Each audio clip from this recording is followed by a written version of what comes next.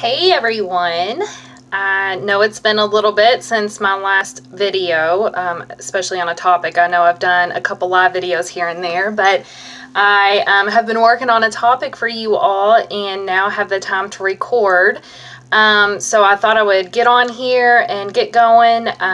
Justin took Anna to the park, so I thought I would go ahead and record while I'm by myself and there's no screaming in the house. So tonight I wanted to do a topic on mental strength training. So I feel like we talk a lot about mental health. We've talked a lot about anxiety, and over the course of time we've also talked about getting out, doing something physical, doing something that you enjoy. But it got to thinking, when we talk about anxiety and we talk about some of the struggles that we all face, I wanted to talk through some things that can either not necessarily help prevent, but help strengthen us so that when we have those moments of anxiety or moments of panic attacks, things like that, we are strengthening our mind. So tonight is going to be on mental strength training. So think of it, instead of physical strength training, we're going to talk about mental strength training. So, and I do have some notes because I'm not going to read verbatim, but I do have some bullet points. So bear with me as I refer to my notes, because I just want to make sure that I hit on every point that I've been thinking through to talk about. So my first thing that I want to talk about as far as building mental strength and getting stronger and just helping us overall, one thing that we can do is self-positive talk. So a lot of us, we're females, we're very critical of ourselves, we're very hard on ourselves, which in some ways, I think being hard on ourselves can be a good thing. But to what extent? What is too much? If we're being hard on ourselves to make ourselves better and to push ourselves further, that's going to benefit us in a positive way. I think that's great. But we need to make sure that we're still giving ourselves positive love and positive self-talk.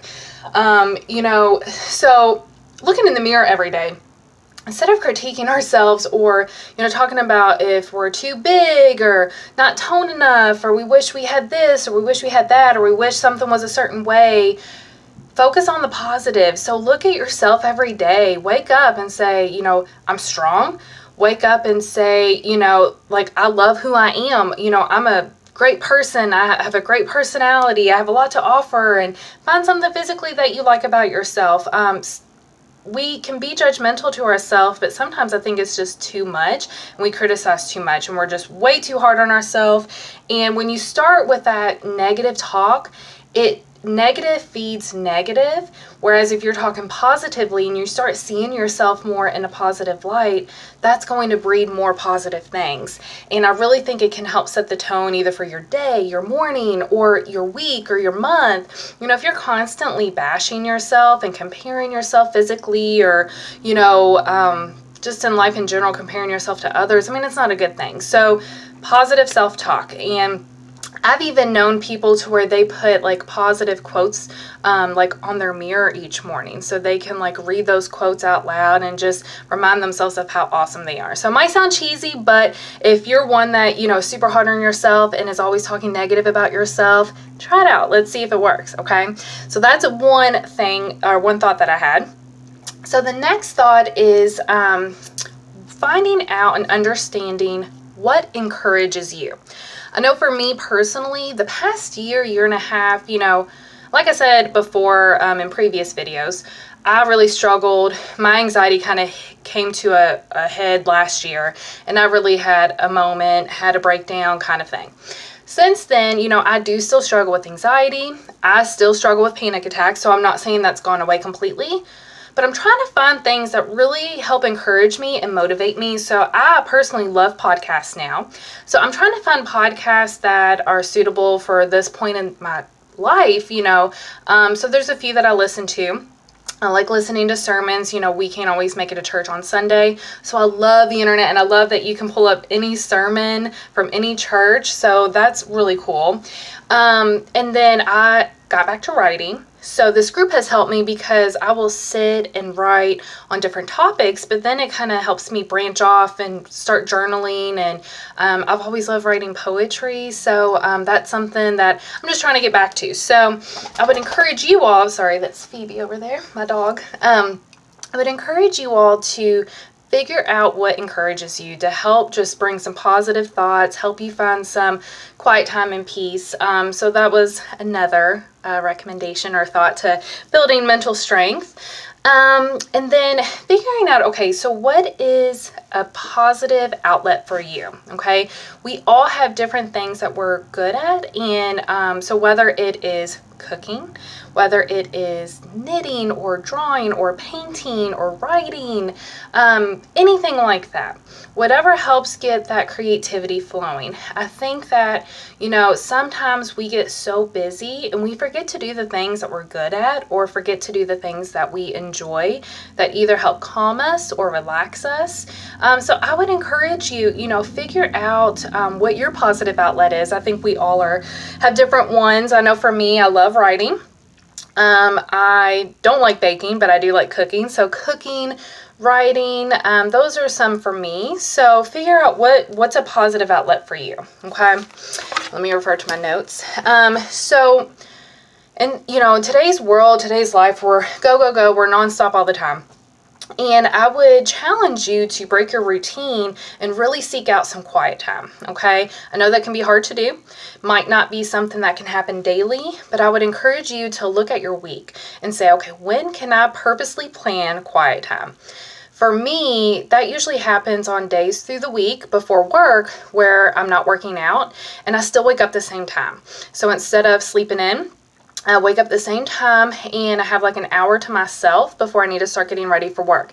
Now that might seem excessive, and again, figure out what works for your schedule, what works for you. But for me, it's like, okay, I can wake up, have my coffee, listen to a sermon, listen to music, use my prayer journal, work on the group. It's just my time to myself before my husband and my daughter get up, because I know once the day gets going, I know when we get home from work and daycare, I want to spend time with them, and it's really hard to settle down and find that quiet time, but I think we all need it. I think that a lot of us are on all the time with our families, with our jobs, with friends, expectations, things we have to do. We're just go, go, go all the time. So I really think quiet time is important.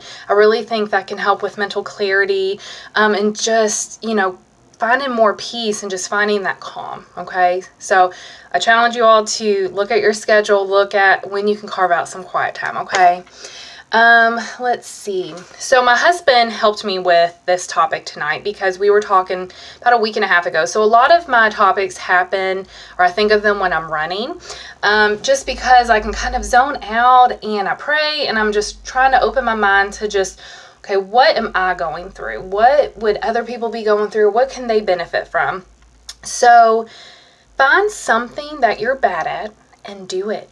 Learn it, okay? And I mean something that you're bad at, but maybe you've always wanted to try, or something you've always wanted to do. My husband had mentioned, when you do that, when you put forth the time of something that you're bad at and you really, just kind of dive in and just push yourself, I mean, it's going to bring you strength physically, but also mentally, knowing that you push yourself, knowing that you could overcome something and perfect something that you once couldn't do. And not giving up. So for me, two things that come to my mind with that is running and calligraphy. So years ago, I remember in high school, I couldn't run, okay? I could barely run a mile for the dance team. So it was awful. And I remember, I don't know, it's like 6 or 7 years ago, I couldn't run a mile. And my husband started running. And I was like, okay, I'm going to try. He would run like 2 or 3 miles, and I thought that was insane. Just like most of you all think I'm insane for how much I run now. But I will tell you, it's taken years and years and years. So never happened overnight.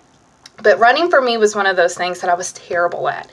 And, I just put one foot in front of the other. I got discouraged. Was really hard on myself, but I just did a little at a time. I did the best that I could. And over time, over years of running more, I've gotten to where I enjoy it. I'm better at it. Now, running's not something that I'm competitive with in the sense of trying to be like somebody else as far as their time or their distance. I do it for me.